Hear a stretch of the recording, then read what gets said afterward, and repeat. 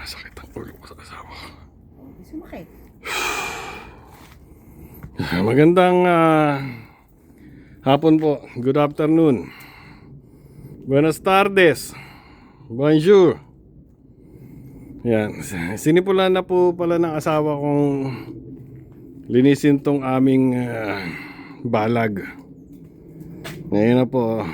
Marami-rami na siyang nababawa. Sabi ko, sabihan ako pagsisimulan na niya. Abalang-abala ako pagsasalansan ng mga pinuputol kong branches. Nakita ko, tinitira na niya. Walang kasabi-sabi. Jesus Mario Joseph, sumasakit ang ulo ko. Fast worker ang nagsawa mo. At gusto kong kuhanan siya. Pag ito palang garden namin, gusto kong i-video habang nililinis namin yung transformation para pagre-ready next sa taniman next year. Basta tinira. Let's go. Anak, ako yung moist and please. Ayun pa, isang sakit sa ulo, ayun. Ayan. Magandang masakit ang ulo yan. Sinabi ng pag naghahanap, open your eyes, not the mouth. Okay. Ayun, sumagot pa. Siyempre, kanina pa magmamana yung buntis sa nanay mo. Ayan. Isang ulo. I literally just saw the mouth. I don't know where it went. Nandoon po ako puputol ako ng mga branches na ilalagay sa binat na empty na. Tapos biglang. Ayun, nagalit tuloy si boss. Nalibang ako. Sinabihan na, "Uy, marami ka na palang nabawas doon sa mustasa natin." Yeah, look. Masarap siya, right? Yeah, masarap. Nilagay ko po sa tinola kagabi. Saan kayo nakakita noon? Tinolang may mustasa. Dito lang yon sa USA. Kung ano maani. Kung ano maani namin, yun ang pupunta sa niluto. Nasa niluluto. Saan kayo nakakita ng ano? Yung isang beses, nag-lunch kami. Ano ba yon? Tinapay na may peanut butter jelly jam ang kapartner tinola. Wala tayong kanin eh. Walang kanin, oh. Dito lang yon sa USA. Tapos nung isang beses, pizza ang kapartner mangga talaman. Kung ano ang meron sa hapagkainan, yun ang tinitira namin. Okay, babalikan po namin kayo pagka po at babalik po ako dun sa sinasalansan ko doon. Ayun na po si Haring Araw. Sumisilip na po. Daming kulisap. Sumisilip na po. Sinasamantala po namin yung sandaling pagsilip ng araw at 4 weeks po kaming kulimlim. Walang araw, hindi sumilip. Sumilip 2 hours lang yata. 2 weeks ago, then that's it. Kulimlim na naman. Ayun, ngayon. Kaya nakapaglakad din kami kanina eh. Kaya yung Junakis nakalabas din. Junakis, nasaan ka? Ano ginagawa mo? I'm trying to find the mop. Ayun, hinahanap pa rin pala niya yung map hanggang ngayon. Naubos na oras niya paghahanap. Gusto mong makita kung nasaan ang map? Ako kahit hindi ako naghahanap, alam ko kung nasaan. Halika, sumunod ka sa akin. At ituturo ko sa iyo ang tamang daan. Ang tamang gabay. At inani na rin po namin yung mga upo na hindi na siya nakalaki. At titingnan po namin kung maluluto pa. Ngayon, sundan mo yung tinututukan ko ng camera kung Oh, I nasaan. see it. Oh my God. Oh, I see it! Pero kanina pa siya ikot ng ikot dito. Because I didn't see it. 45 minutes na siyang ikot ng ikot dito. Oh Lord. Okay, magpapaalam po muna ako at na stuck po ako dito sa pagbibideo. Babalikan po natin yung ginagawa ng Diyosawa ko kung pasahado sa quality yung trabaho niya maya-maya. Quality ka pa.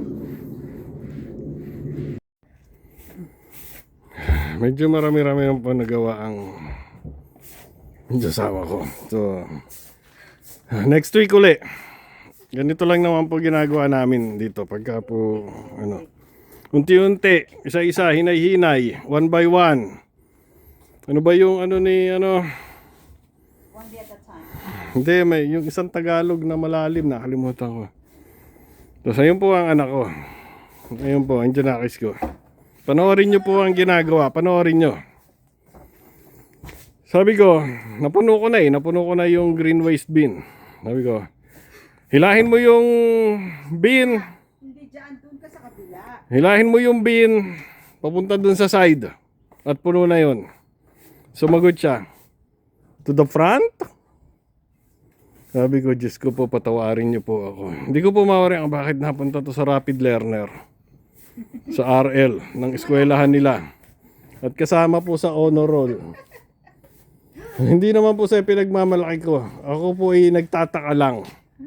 Dalhin mo sa side yung bin. Nang sagot to the front? Oh my God, hindi ko alam. Yan kay Tagalog na... Pero side, Tapos, that's English. may gulong naman po yan, hihilahin lang or itutulak. Pero mas maginhawa po yan pag hinihila. Hindi ko alam bakit itinutulak niya. At doon niya gustong padaanin sa may steps, sa may stairs. Eh meron namang flat na ground doon. But it's actually really easy when you pull it. So hindi pa sinabihan nung ina na doon ka dumaan sa kabila at mas madali doon, hindi pa niya, Sus Mario Joseph, Diyos ko po, patawarin niyo po ako. RL yan, huwag kang ganyan. Ingatan mo yung mga halaman ng mami mo.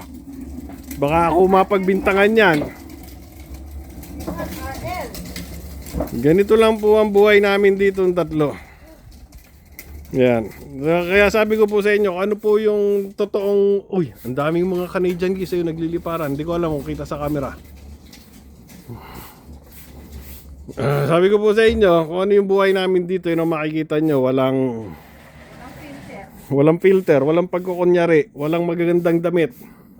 Kung ano yung damit namin na magsimula akong mag-video yun ang makikita nyo. I'm gonna go ligo now.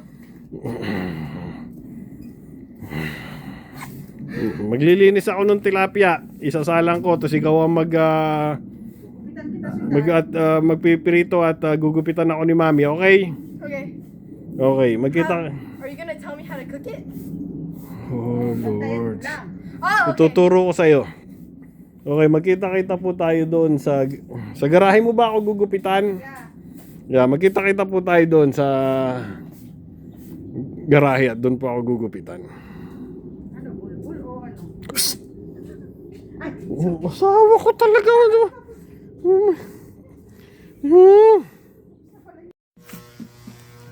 Very good. Tapos na po kami sa likod. Ito, anong oras na ba? 4 something. Alas 4 na po ng hapon. Nandito naman po kami sa garahe at gugupitan po ako ng Diyosawa ko para sa Christmas eh. Presentable naman po daw ako. Marami akong customer para sa...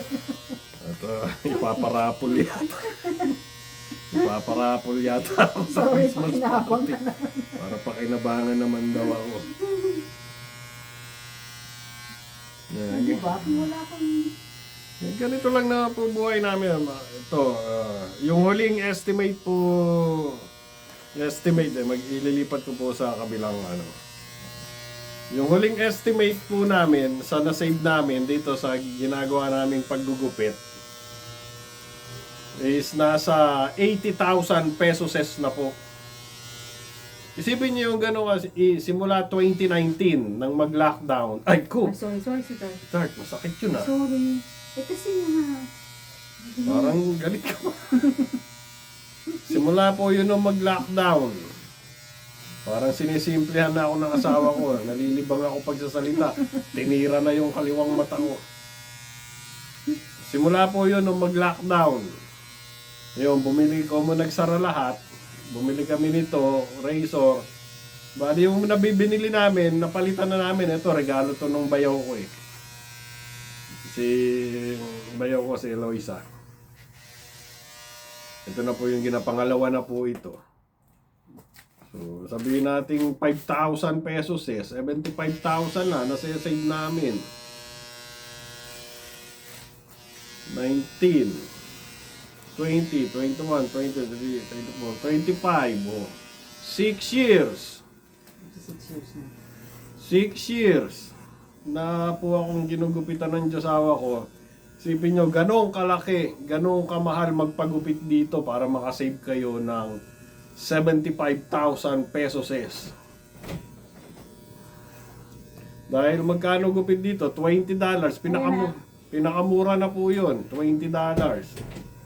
Yung iba, 30, 35. Bit ka pa ng $5. Meron yung mga, yung magandang, yung minamasahe ka pa. Ano bang gupitan nyo? Nag-try ako dun minsan eh. Sila $45, $50. By Saan, sa Canada? 2,500 yun. Dito, dyan, yung, nakalimutan ko yung gupitan na yun. Nagbayad ka ng ganun kalaki? Isang beses lang, tinry ko nga, di ba? Sabi ko, napakamahal pala. Eh, may coupon pa yun na, nakalimutan ko yung pangalan. Diyan sa may,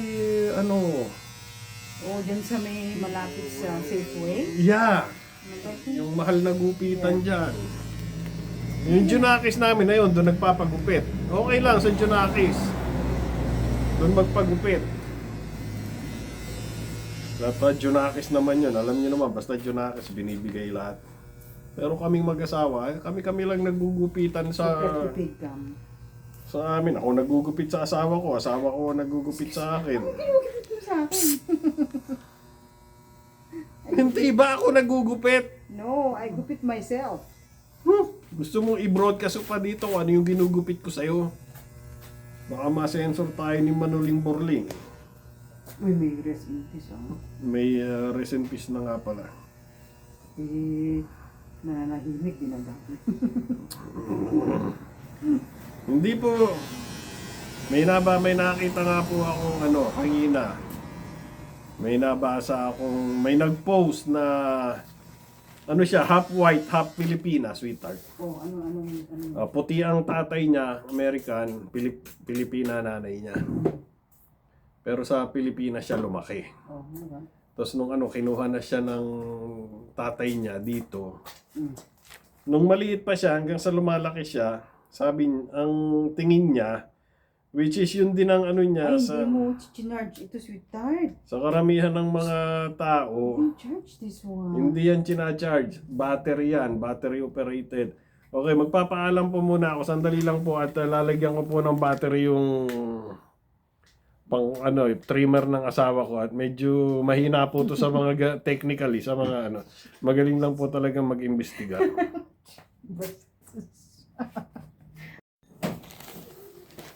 Ngayon na po, pinapalitan na po ng Junakis ng battery yung... Baka tirahin mo naman ang tainga ko Kanina yung mata ko tinira mo.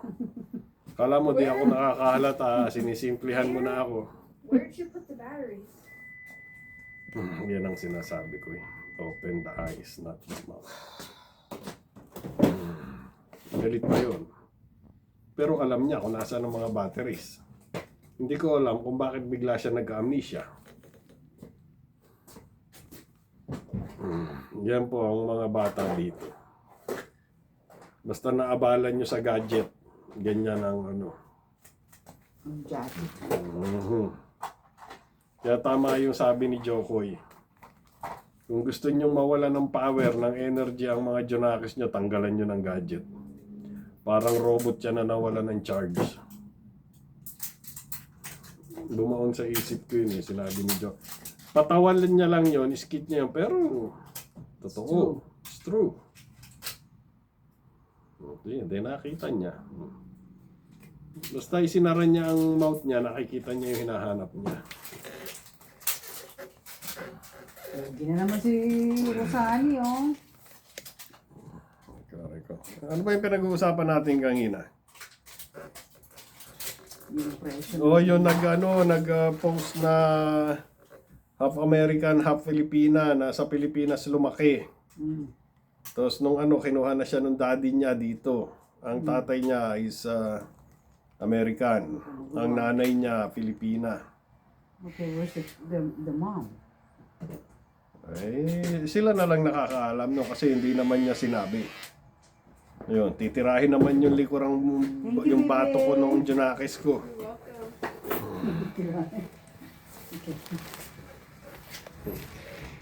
Sabi niya, nung maliit siya, nung lumalaki siya, pag nakakita siya ng foreigner, ang palagi niyang nasa isip, maraming pera. Ay, nako. Basta nakakita siya ng foreigner sa Pilipinas. Ngayon. Maraming pera ang tingin nila, which is, I guess, ganun din tingin ng mga ibang Pilipino sa mga foreigner na napupunta sa atin. Kahit yung mga balikbayan, tingin nila maraming pera. Ang hindi po, sabi nga nung isa yung nag-post, ang hindi nila alam, dalawa lang naman yan. It's either pinag-ipunan na talaga nila ng matagal yung bakasyon nila para makapagbakasyon sila dahil dito talagang sub-sub sila sa trabaho. Kaya sila nakakabakasyon. At yung iba naman, merong tinatakasan na may nagawang masama sa Pilipinas nagtatago. Pero ang tingin ng mga tao sa atin, marami silang pera. Yun yung naanuhan niya nung lumalaki siya. Nung napunta siya dito, nakita daw niya kung paano maghanap buhay ang mga tao dito, kung paano kitain ang pera. Doon niya na-realize na mas maswerte pa rin ang mga Pilipino dahil pa easy-easy lang. At ang isang pinakamasakit, yung pang papakinabangan ng bayan, kukurakutin pa ng mga magagaling. Ano lang? Yun po, nabasa ko lang kanina doon sa ipinost nung ano. Ano yun? Anong ilang taon yung bata? Siguro mga 17, 18 siya, ganyan. 17, 18, 19. 15 yata siya nung kuhanin siya nung daddy niya, dinala dito. Of course, he has to work, right? Yeah, doon daw niya nakita na mali yung ano nila. Yung kinagisnan niya na pagka foreigner, maraming pera. Which is not true. Hindi po ganun ang buhay dito. At yung isa pang na nung nasa Pilipinas naman ako, meron akong isang napansin. Basta merong puti, Caucasian race, it doesn't matter kung Canadian yan, German yan, British, Australian, taga New Zealand, Swiss. Kung tawagin natin, hey Joe, ang tingin natin palagi, Amerikano. Kaya yung ibang mga nakakausap ko na, katulad mga Canadian, tinatawag daw siya sa Pilipinas na, hey Joe. Natatawa daw siya. Kasi doon niya na realize, nakita na, basta puti ang kulay ng skin, ang tingin ng mga Pilipino, Amerikano.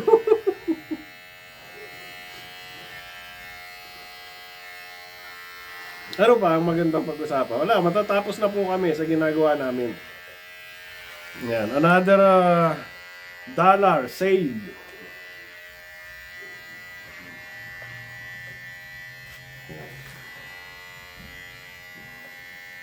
Kaya sa pupunta ka ng $20, magtitip ka ng $10, di $30 na yon. 3 times 5. 1.5, sabi natin 2,000 pesos haircut.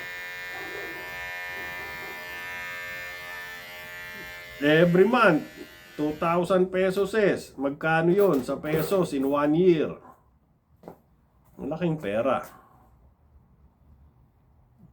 Magaling naman pong maggupit ang josawa ko. Tago mo yung yung tiyan mo nakikita yun. Takot, ipapago natin ng angle para Gusto mo matanggal yung isang tenga mo? Okay, magpapaalam na po kami at matatapos na po kami. At Maraming salamat po pagsama ninyo sa amin ngayong maghapon na to. Nandito po kami sa garahe. Mag-ingat po tayong mabuti at ingatan natin mabuti ang bawat isa. Huwag po tayo makakalimot magpasalamat sa mga biyayang natatanggap natin. Nabibingi ako dun sa tunog ng trimmer. At mabuhay! Ipapakita ko po sa inyo, nanginginig ako. Ang sit. Ayan po, ang view ko. Habang ako'y ginugupitan. Napakaganda. At kulimlim na naman po ang aming kalangitan. Nagtago na naman si Haring Araw. Mga 5 oras naman siyang sumilip. Tapos nahiya na naman, nagtago na naman. Isa kapag Okay, at mabuhay po tayong lahat.